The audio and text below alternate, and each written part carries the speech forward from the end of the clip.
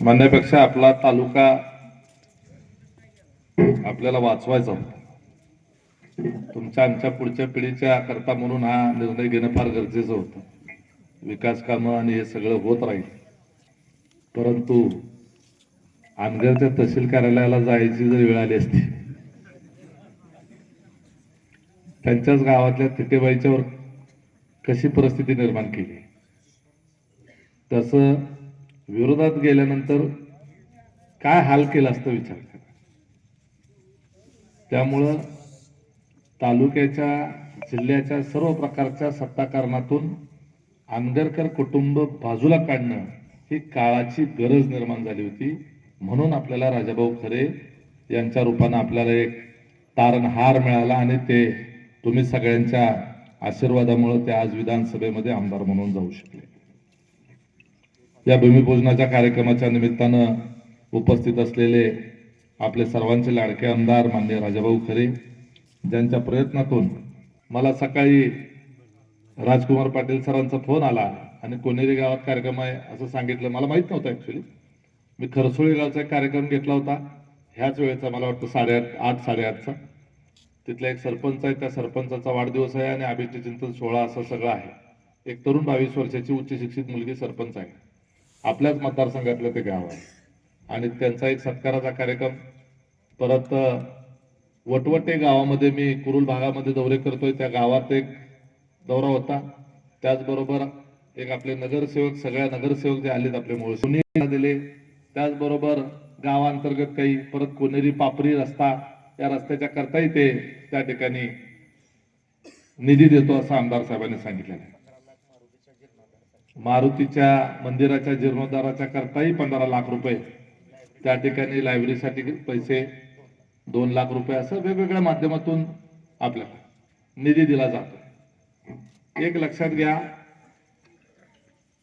पूर्वी निधी आमदार असायचे, त्यांना निधी असायचा, परंतु हा सगळा निधी कुठं जायचा? अनगरला जायचा. आपल्या हिश्श्याला काहीच येत नव्हतं. आणि मागच्या आमदारांनी 4,000 कोटी रुपये आणले म्हणून सगळी जाहिरात केली, भलं मोठं पुस्तक काढलं. त्या पुस्तकामध्ये वेगवेगळ्या प्रकारची कामं दिसत होती. मध्यंतरी या मोहोळ तालुक्यावर अतिवृष्टी आणि महापुराचं संकट आलं. त्यावेळेला आमदार साहेबांनी आम्ही सर्व मोहोळ तालुका जिथं जिथं महापूर आला, अतिवृष्टी झाली, त्या ठिकाणी त्या शेतकऱ्यांना भेटी देण्याच्या करता आम्ही गेलो. अक्षरशः सगळ्या रस्त्याची चाळण झाली, कुठं रस्त्याचा पत्ताच नाही. ती 4,000 कोटी कुठं गेलेत, खरंच सगळं चौकशी लावली पाहिजे. आमदार साहेब 100%.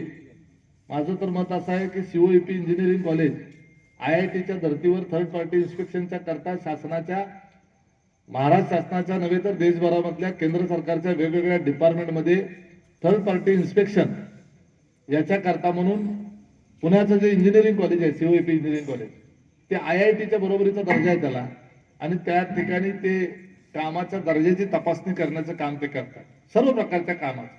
तर आपण एक मुख्यमंत्र्याला पत्र दिलं पाहिजे किंवा PWD मिनिस्टर, त्याचबरोबर आपले पाटबंधारे मंत्री, जी काही कामं आपल्या तालुक्यात झाली त्या कामाच्या दर्जाच्या बाबतीमध्ये तपासणी केली पाहिजे. कारण एवढा मोठा पैसा मुळात असा आहे की आमदारच ठेकेदार होता. आणि तुम्हाला माहित आहे ठेकेदार कसा असतो? त्याला पहिल्यांदा त्याचं ध्यान असते त्याला पैसे किती राहणार आहेत, काम कसं होतं हे ठेकेदार कधी बघत नाही.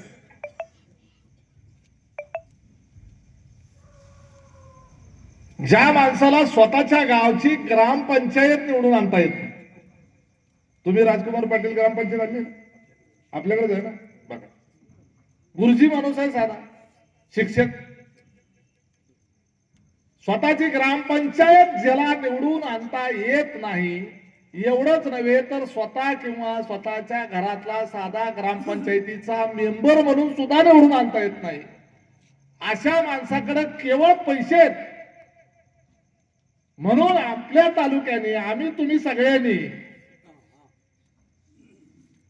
असल्या माणसाला, ग्रामपंचायत सदस्य व्हायची लायकी नसणाऱ्या माणसाला आमदार करून ठेवलं.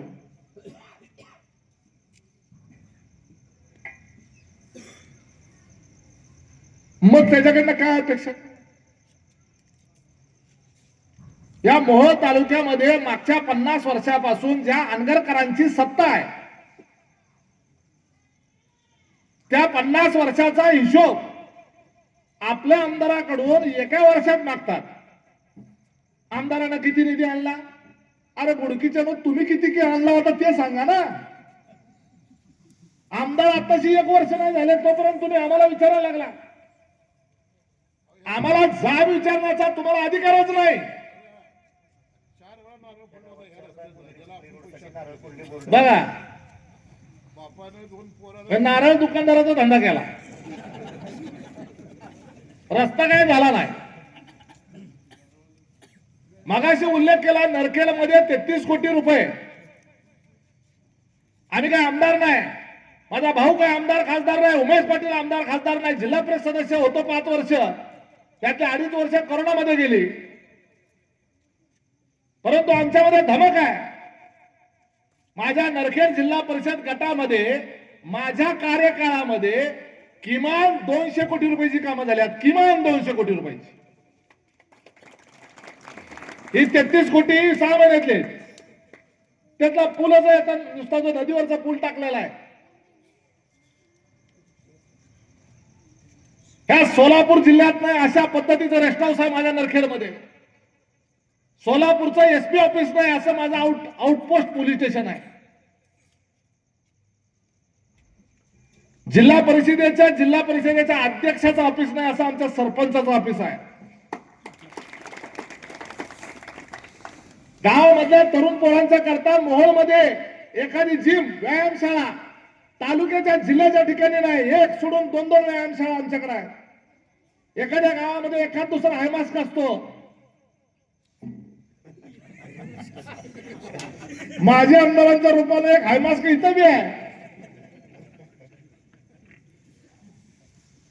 माझ्या एकट्याच्या गावामध्ये 23 हायमास्क आहे. तुम्ही कधी वर चढावर जाऊन बघा तांगडेवाडीच्या आत, तुम्हाला असं वाटेल काय चमकतंय नरखेडमध्ये दिवाळी झाली काय. माझंही गाव मोठं गाव आहे. माझा सरकारी दवाखाना बघा, एखाद्या खासगी हॉस्पिटल पेक्षा एअर कंडिशन दवाखाना. आमच्या अंगणवाड्या बघा, एवढं नाही बचत गटाचा, आमच्या बचत गटाच्या महिलांचा ऑफिस बघा, 70 लाख रुपयाचं नुसतं त्या ठिकाणी बचत गटाच्या करता कार्यालय केलेलं आहे. म्हणजे तुमच्यामध्ये नेतृत्व. आज आमच्या भागामध्ये नरखेड भागात जाऊन कुरुल भागासारख्या लोक, त्या ठिकाणच्या लोकांना आम्ही विचारतोय. कुरुल मध्ये लोक म्हणतात दादा तुम्ही आमच्याकडे या निवडणूक लढवा, 10,000पेक्षा जास्त मतांनी तुम्हाला निवडून देता.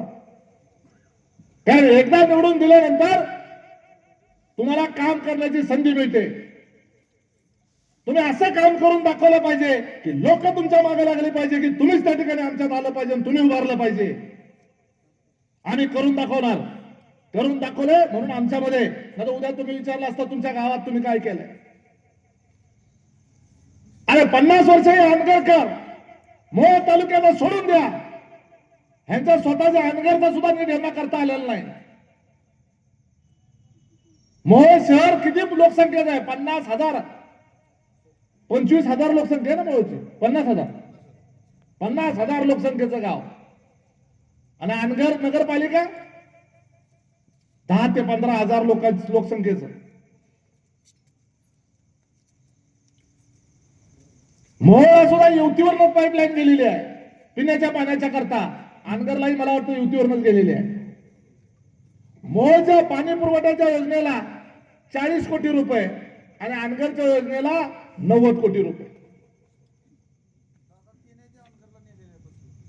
ह्याच्या आधीची जी पाईपलाईन होती एक गेली आणि त्यांच्या इनामात, त्याच्यानंतरची गेली कारखान्यावर.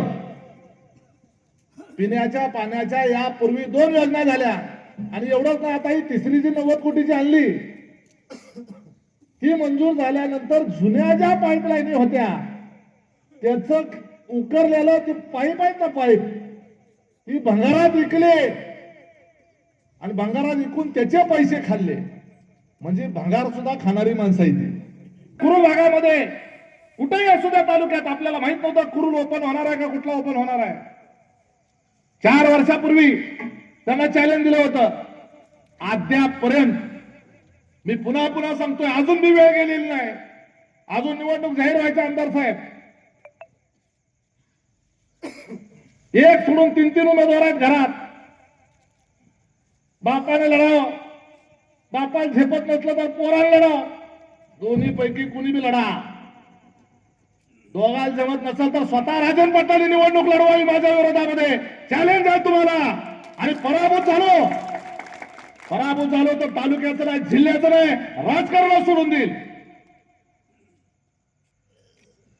अद्यापपर्यंत तुम्ही त्या ठिकाणी तयारी दाखवली नाही. म्हणजे याचा अर्थ काय होतो?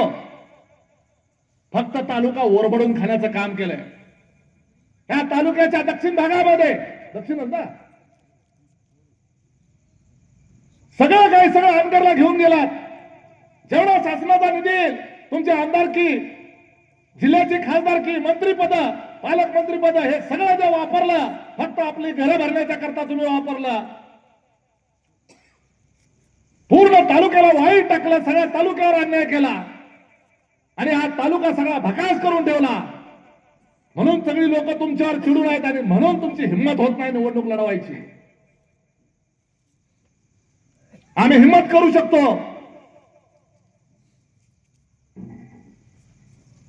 आणि याकरता म्हणून या तालुक्याला परिवर्तनाची गरज आहे.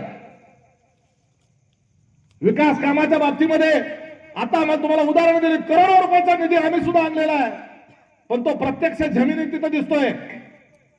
जाऊ आमच्या भागामध्ये, जाऊन जिथं रस्ता केलाय अख्ख्या गावामध्ये तुम्हाला कुठेही फुफुटा दिसणार नाही. बघाल तिकडे सिमेंट कॉन्क्रीट आहे आणि बघाल तिकडे तुम्हाला पेवर ब्लॉक झालेला दिसेल. माझ्या दलित वस्तीमध्ये सुद्धा जाऊन बघा, 4-4 आरो प्लांट आहेत. एक सोडून 4-4 आरो प्लांट.